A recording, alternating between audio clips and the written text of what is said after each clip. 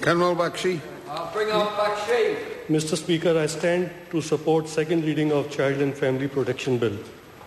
Since this government, under the leadership of Right Honourable John Key, was established, this national-led government has made commitment to strengthen the ability of the courts to act to protect children and families from all forms of violence. The government has sought amendments to the Domestic Violence Act 1995 to provide greater protection for children victims of domestic violence with the introduction of programs that are more responsive to their needs. This is met by the introduction of protection order, which applies to the benefit of a child of an applicant until the age of 17 years. It is important to recognize that young people are still children at the age of 17 years old and still require the protection of law contained in this bill. This bill also allows registrar to require to attend a stopping violence program. Previously, only judge could do this. Change in the Adoption Act have also been initiated, which creates a new offence of improperly inducing consent for the adoption of a child to be punishable by a term of imprisonment up to 7 years. We have to ensure that the law is thoroughly effective to prevent the illegal trafficking of children, which is a worldwide dilemma. This bill also enhances the protection of children who are at risk being wrongfully removed from New Zealand. It delivers on the government's commitment to protect the welfare and best interest of the children internationally.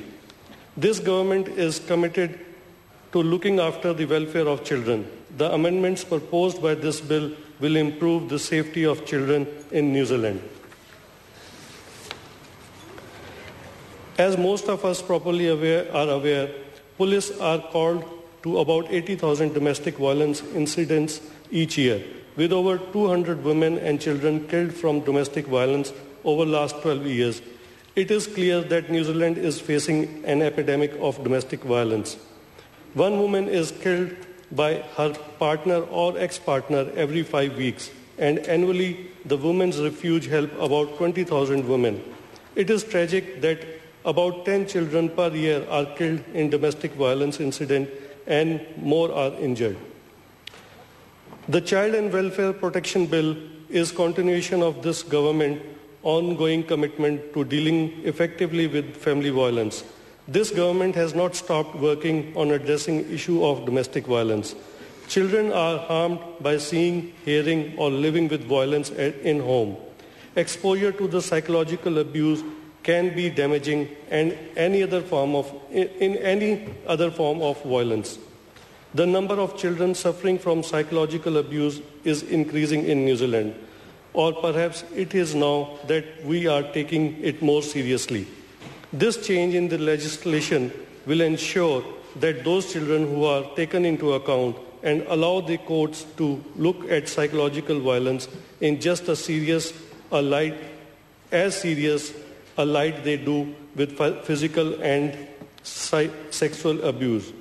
In conclusion, the ultimate aim of the legislation, along with the Domestic Violence Enhanced Safety Bill 2008, is to ensure victims are placed at the heart of the justice system.